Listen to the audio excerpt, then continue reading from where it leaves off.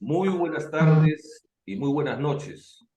Quizás buenas noches, ya estamos acá también en Lima, ¿no? En Europa también, por supuesto. Les saluda Ricardo García de Universal TV Digital y hoy estamos en un día muy especial porque tenemos invitados especiales. Invitados que realmente, particularmente, personalmente, yo los admiro mucho, les tengo un gran cariño y sobre todo porque son personas que quieren mucho al Perú.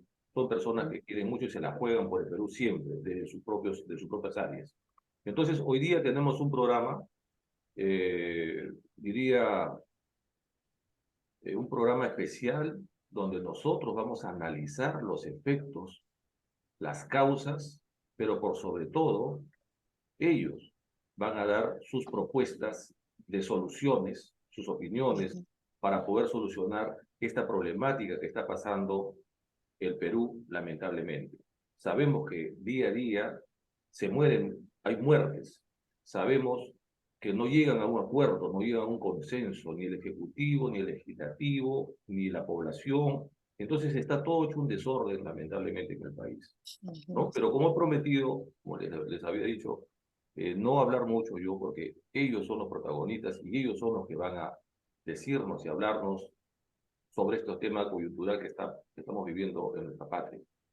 Entonces, paso a presentarles, primero a nombrar a las personas quienes están con nosotros hoy y luego cederé la palabra a algunos de los presentes para que se puedan presentar y luego dar su opinión sobre, en este bloque, sobre los efectos y la causa de la coyuntura política actual que está viviendo el Perú, lamentablemente.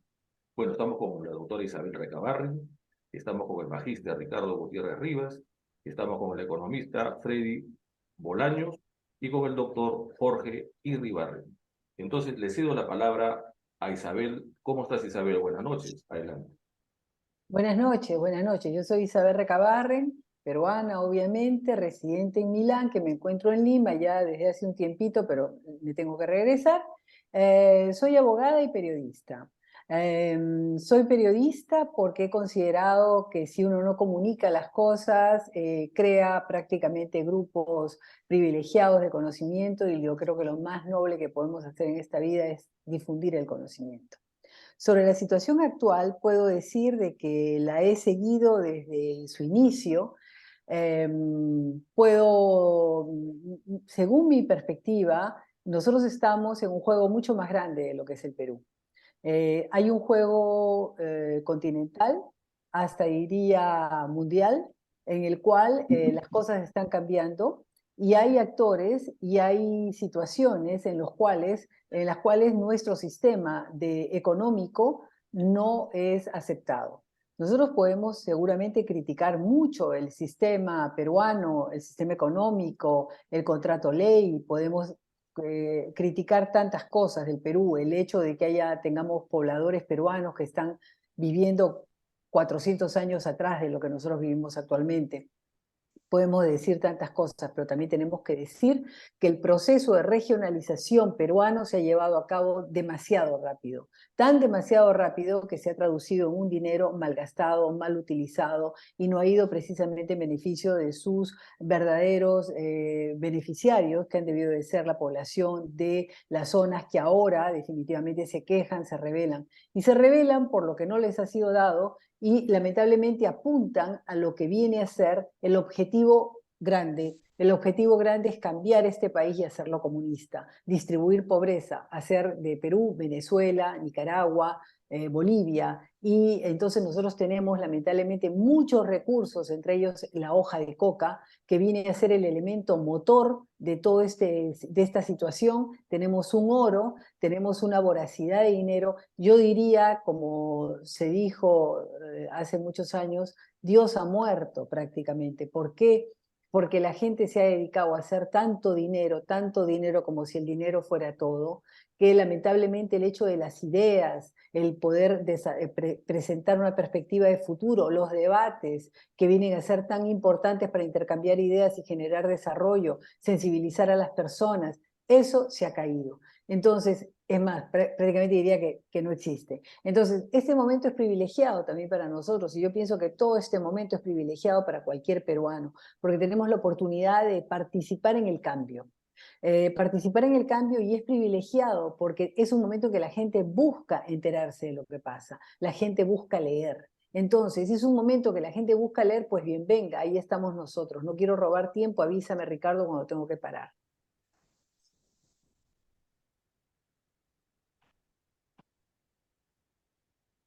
No se te No te- escucha, Ricardo. Ok, gracias.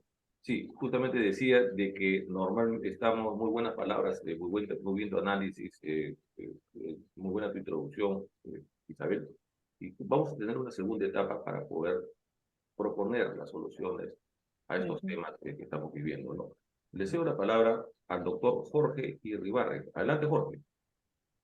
Gracias, Ricardo. Un saludo a los miembros del panel. Eh, Quiero presentar yo el problema de la crisis que actualmente vive el país, ¿ya?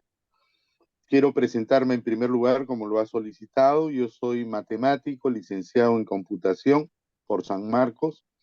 Tengo maestría y doctorado en administración estratégica y tengo también estudios de filosofía en San Marcos. Soy doctor, también candidato a doctor en filosofía por San Marcos. Actualmente me desempeño como el coordinador del doctorado en Gobierno y Políticas Públicas de la Universidad de Ingeniería. Ok, yo sostengo que la crisis que vivimos actualmente en el país es una crisis de inestabilidad o desequilibrio político. Inestabilidad o desequilibrio que se ha originado, o por lo menos podemos darle una fecha hito, en las elecciones del 2016. Yo sostengo también que han habido eventos semejantes de inestabilidad en la historia, en la última historia política del país, quizás en los últimos 50 o 60 años, donde también se han verificado eventos semejantes, pero a partir del 2016 hasta la fecha vivimos esta crisis de inestabilidad política. ¿En qué consiste la crisis, en mi opinión? Que dicho sea de paso, tiene un origen en el diseño institucional del Estado peruano, vale decir, en la Constitución. Eh, Esta crisis se origina básicamente porque en los procesos electorales que legitiman a nuestras autoridades en el Estado, tanto en el Ejecutivo como en el Legislativo, a partir del 2016 se hizo muy evidente el hecho que el legislativo caía siempre en manos de una mayoría política, de una corriente de política diferente a la que tenía el Ejecutivo. Eso lo vivimos en el 2016. La mayoría del Congreso estaba en manos del Fujimorismo, con más de 70 congresistas, 73 congresistas, y el Ejecutivo en manos del partido de Kuczynski o el grupo de Kuczynski. Eh, a partir de esta realidad hasta la fecha, lo que hemos podido apreciar es precisamente esa confrontación permanente entre un ejecutivo y un legislativo. En el extremo de las situaciones, un ejecutivo pretendiendo cerrar un congreso o un legislativo pretendiendo vacar al presidente.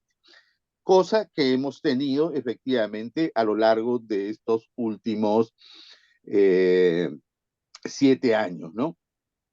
Eh, Insisto, han habido eventos antes del 2016 semejantes. Les voy a comentar por lo menos un par, ¿no? En el año 1990, en que se enfrenta Fujimori con Vargas Llosa, se sucedió igualmente un episodio semejante, ¿no? El Congreso mayoritariamente estaba en manos del Fredemo, mientras que en la contienda de la segunda vuelta sabemos pues que Fujimori le gana a Vargas Llosa. El Congreso estaba en manos de una posición política y el Ejecutivo estaba en manos de otra. Ese fue el cimiento del golpe militar que dio, el golpe cívico-militar que dio Fujimori en el 92. Podemos retroceder un poquito más y también nos encontramos con un escenario semejante en el primer gobierno de Belaúnde, donde el primer gobierno de Belaúnde tiene un congreso mayoritariamente del APRA 1, de esa coalición que se había formado entre el Partido Aprista y la Unión Nacional Oderista, y el Ejecutivo que estaba en manos de Acción Popular y de la Democracia Cristiana, que fue la alianza que había ganado el Ejecutivo. En ese periodo también tenemos un conflicto permanente entre Ejecutivo y Legislativo, ¿no? Que, como sabemos en la historia, derivó en el gobierno militar del general Velasco, el golpe militar del general Velasco. Noten ustedes que este fenómeno de tener un Congreso y un Ejecutivo en manos de diferentes posiciones no ha sido siempre una constante. El segundo gobierno de Belaúnde, el primer gobierno de Alan García, el gobierno de Fujimori después del 92, después del 93, de la Constitución del 93, el gobierno de Toledo, el segundo gobierno de Alan García y el gobierno de Ollantumala, si los analizamos a lo largo de sus 5 años respectivos, lo que vamos a encontrar es que finalmente en el Congreso se formaba una alianza que daba soporte a las posiciones del Ejecutivo. Donde comienza a vislumbrarse este resquebrajamiento de la relación ejecutivo-legislativo es precisamente a finales del gobierno de Ollanta. Acuérdense ustedes que la bancada de Ollanta se comenzó a dividir. Y es más, llegó un momento en que el Congreso fue capaz de no darle el voto de investidura a una de sus premieres, ¿no? Que fue Ana Jara. Entonces, allí comenzó a notarse precisamente este fenómeno de dos corrientes, una en manos, una que tenía el Congreso y otra que tenía el Ejecutivo. Y esa es la consecuencia de ese enfrentamiento permanente, es el que hemos vivido hasta este gobierno de Castillo, ¿no? Yo creo que la causa fundamental de la crisis es un diseño institucional que permite esta polarización, que permite este desquebrajamiento de la institucionalidad. Y creo que la solución que después vamos a conversar tiene que tomar en cuenta esta variable que me parece una de las más importantes, el diseño institucional que ha permitido este resquebrajamiento. Eso es. Interesantísimo, doctor Jorge Irribarren. Ha hecho usted un paneo por la historia de los últimos años del Perú. Yo creo que muy interesante. Justamente estamos en la etapa de ver los efectos y las causas, ¿no? Del por qué esta problemática que pareciera nunca terminar, sinceramente.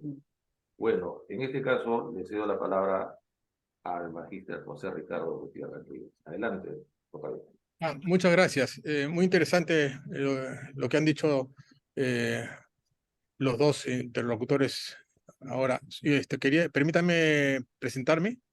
Soy un servidor de la patria, coronel FAP en retiro, piloto de helicópteros, que vive muy agradecido a la Fuerza Aérea del Perú por haberme dado una carrera como servidor de nuestro país desde el punto de vista aéreo, y me ha dado gran experiencia sirviendo a la patria, lo cual a su vez me ha permitido conocer de cerca nuestros lindos pueblos, llevando siempre ayuda a los lugares más alejados del interior de nuestro territorio, a nuestras fronteras más alejadas y sobre todo la gran oportunidad de defender nuestra soberanía nacional cuando ha sido requerido, y por lo cual he sido galardonado por el Comando Conjunto de las Fuerzas Armadas como defensor calificado de la patria. Ahora sigo, que estoy de baja, he seguido defendiendo la patria mediante los estudios de posgrado. Continuamos estudiando para seguir defendiendo nuestro país desde la otra orilla como un ciudadano peruano que forma parte del Sistema Nacional de Gestión de Riesgo de Desastres, que muchas personas ni siquiera saben de qué significa, el SINAGER. Así como unidos con un grupo selecto de peruanos y estamos muy preocupados para impulsar la educación integral como vicepresidente de la Coordinadora Nacional de Transformación Educativa Peruana. Mi humilde opinión sobre lo que está sucediendo actualmente, podría decir que el gran problema peruano no se resolverá con estas marchas violentas, tampoco con el cambio de presidente, porque va a venir otro presidente, van a venir siempre inconformidades, va a ser, es algo de nunca acabar. Ni con cambio de la Constitución, porque tenemos una Constitución que mucha gente ni la cumple. Las leyes tampoco, solamente algunos la cumplen. Muchas veces los gobiernos, ni las empresas, ni la ciudadanía en general cumple la Constitución ni muchas leyes. Tengamos en cuenta que por el gran abandono histórico de los gobiernos, de la zona, especialmente las zonas rurales, y acá en Lima también en las zonas periféricas, que generan gran resentimiento. Ahora estamos cosechando, mediante algunas de las marchas, que están siendo manipuladas. Podrían estar siendo manipuladas por personal especializado. Se ha detectado que hay extranjeros que están orientando las voluntades al odio y al vandalismo para que alguno de los marchantes civiles caiga y tengan motivo para generar más odio y más violencia. Inclusive estos avivamientos pueden empeorar la lucha entre los compatriotas para seguir quebrando a todo el empresariado en general, desde el más grande hasta el más pequeño. Hay mucha gente que está quebrando, hay mucha gente que la está viendo muy mal, no solamente para emprender con sus emprendimientos, sino para sobrevivir. No les importa. Desgraciadamente, nuestro gran problema que tenemos es producto de la gran falta de educación integral. Yo creo que casi toda la ciudadanía, porque algunos entran de políticos, de autoridades, pero vemos grandes malos ejemplos, por ejemplo, en el Congreso, que se ponen a gritar como si estuvieran en el nido o en el colegio de primaria, se faltan el respeto, se insultan, hacen como si estuviera, pues, es un mal ejemplo que se traduce, pues, al mal ejemplo de las demás personas. Entonces, yo pienso que la educación integral trae, pues, respeto hacia los demás y cultura política, cultura vial, cultura cívica que nos falta, cultura de solidaridad a los más pobres, ayudarlos, pero no ayudarles solamente con comida, sino ayudarlos a que salgan adelante. ¿Por qué no implementamos los parques industriales para darle trabajo si tenemos terreno de sobra por todos lados? ¿Por qué permitimos que hayan solo invasiones ilegales y solamente algunos se benefician con esas invasiones? Malogran todo tipo de iniciativas empresariales para los micro y pequeños empresarios que están necesitando trabajar. Todos están centralizados en Lima.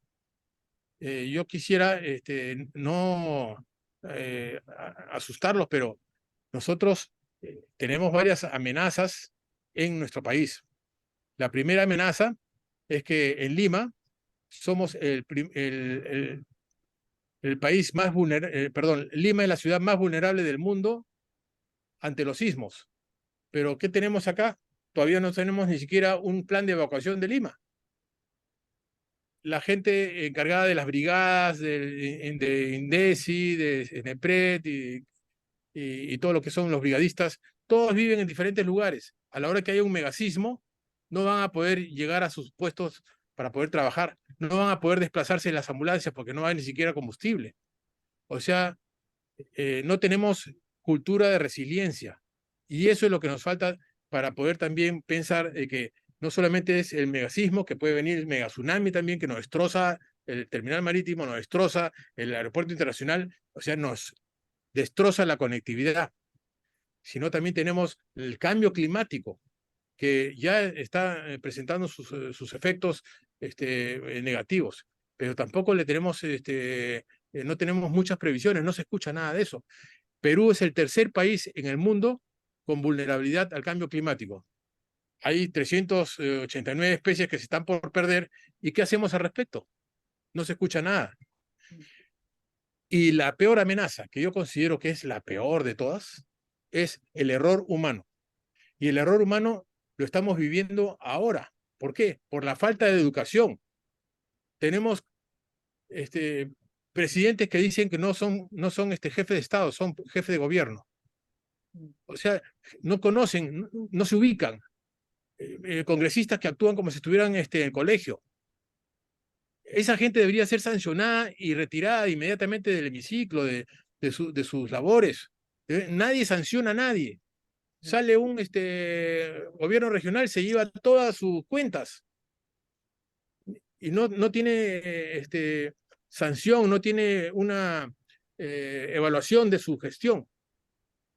Me parece que el relajo debe de acabarse en el Perú y tenemos que ser más formales por el respeto que le tenemos a todos los peruanos. Muchas gracias. Muy bien, tocayo. Gracias por tus comentarios. Les recuerdo que estamos en la parte de lo que analizar profundamente los efectos y las causas de esta coyuntura política actual que estamos viviendo en el Perú, ¿no? Para posteriormente, en la segunda etapa, hablar de las posibles soluciones y los aportes para poder ayudar, cómo poder salir de este problema, este meollo. Bueno, le cedo la palabra en este momento a Freddy. Tiene 5 minutos, Freddy, para poder explayarte en lo que quiere decir. Adelante. Muy buenas noches, estimado Ricardo, agradeciéndote, un privilegio estar con los panelistas, totalmente de acuerdo con lo que ellos han dicho. Y es importante tener estas voces, ¿no?, equilibradas, porque estamos tan acostumbrados a tener voces que confrontan y les llama la atención a las partes, pero qué buenos son programas serios, programas que lo ven desde un ámbito equilibrado, ¿no? Y que podemos así más bien aportar a solucionar y no a generar muchos más problemas. Así es que es un gusto estar en tu programa, felicitaciones. Soy el economista Freddy Bolaño, soy sanmarquino y radico en Lima. Tengo ahí una empresa de marketing digital que trabajamos con pymes. En Arequipa soy administrador de una ONG que trabaja con los agricultores y soy directivo de una organización de peruanos en el extranjero también, porque creo que es importante que los emprendedores nos unamos y todos somos necesarios para construir cadenas más fuertes y para que el Perú tenga esa concretice ser un país exportador, en crecimiento, ¿no? Que se mejoren las cosas. A raíz de ello es que sí participé en las últimas elecciones al Congreso también por los peruanos en el extranjero y de ahí me quedaron los buenos amigos y bueno, estamos avanzando, ¿no? Yo creo definitivamente que uno de los principales problemas que nos ha llevado a esta situación de confrontación y de violencia es el tema de la educación, ¿no? No se ha fortalecido en los jóvenes, los padres no lo han hecho mucho, de repente los maestros no lo han hecho mucho, la educación emprendedora, que nos formen con valores cívicos, de amor a la patria, del respeto, el respeto a la ley, el que no querer las cosas fáciles, saber que las cosas buenas se van a demorar y saber que uno puede asumir riesgos y como empleado uno tiene que ser el mejor empleado para destacarse y seguir avanzando, como emprendedor, saber que uno puede ir a la quiebra y que tiene que levantarse otra vez y saber que estamos hechos de muchas cualidades, ¿no? Y cultivar esa fe, esos valores cristianos que nos han ayudado a ser una nación que por lo menos tiene los recursos tanto naturales como en su recurso humano para salir adelante. Pero esta falta de valores que estamos dejando que se empeoren y se agudicen es lo que nos está llevando a los problemas que estamos teniendo. Y eso se ve reflejado en la clase política, definitivamente. Políticos que he tenido la oportunidad de participar porque siempre he estado dedicado a mi parte privada nada más, pero en las últimas elecciones di el salto a la política a ver cómo era por dentro y me di cuenta pues que verdad los partidos políticos son como negocios, ¿no? Asuntos privados porque lo manejan los que lo han fundado, no hay vida partidaria, no hay vida organizacional, no hay capacitación, coordinación entre todos, unidad, capacitación sobre cómo queremos un mejor país, meritocracia, que se escojan a los mejores cuadros para que sean elegidos. No hay esos partidos políticos sólidos, ¿no? Hay grupos de interés. Entonces, grupos de interés de la derecha con sus intereses de seguir con sus privilegios. Grupos de interés de la izquierda de tomar el poder y conservarlo a costa del enfrentamiento. Entonces, ¿quién es el que pierde? El que pierde es el país. Y definitivamente es lamentable. Yo espero que ya estemos tocando fondo, ¿no? Y que de acá solo queda salir para adelante, porque Si no, vamos a seguir cayendo y cayendo y cayendo y cada vez peor, ¿no? Y estamos llegando a unos niveles de enfrentamiento que, claro, a grupos convenidos, radicales, a río revuelto es de ganancia de pescadores. Les interesa a ellos hacer esto, pero a la mayoría de los peruanos no nos interesa, ¿no? A la mayoría de los peruanos nos interesa encontrar la viabilidad, encontrar la sostenibilidad para los MIPES, para los empresarios, para la política, para el arte, para la cultura, ¿no? Ahora están, ¿por qué Cajamarca sí está teniendo sus carnavales, Piura, San Martín, sí está trayendo turismo, la inversión, y cómo otras localidades en el sur están quemando sus aeropuertos, están con las carreteras bloqueadas, están con sus productos con escasez, con precios elevados? Entonces, ¿por qué unos sí pueden decidir después de la pandemia, después de las pérdidas que ha habido, después de la crisis, ya ponernos a buscar las soluciones, ¿no? Y encontrar cómo vamos a salir? Porque no podemos estar con más gente que fallece en los bloqueos, más gente que fallece en los bloqueos también, con los policías heridos, con los campesinos heridos. Entonces, no nos va a llevar a ningún sitio, ¿no?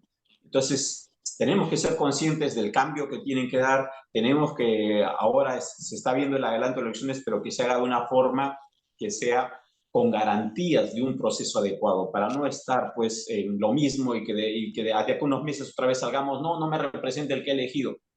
Entonces, ¿dónde está la responsabilidad nuestra, no? Entonces, el Perú se merece lo mejor, y la mayoría de peruanos es honesta y trabajadora, y yo creo que hacia eso apuntamos. Ok, Gracias. muchas gracias, Freddy Bolaños, muy amable por tus palabras. Le damos la bienvenida al doctor Miguel Ferreiro, pero vamos a invitarlo a que se presente y vamos a invitarlo a que nos diga su análisis sobre los efectos y la causa de esta problemática sobre la coyuntura política actual que estamos viviendo lamentablemente en nuestro país. Volvemos, una pausa y volvemos, por favor. Gracias. Regresamos.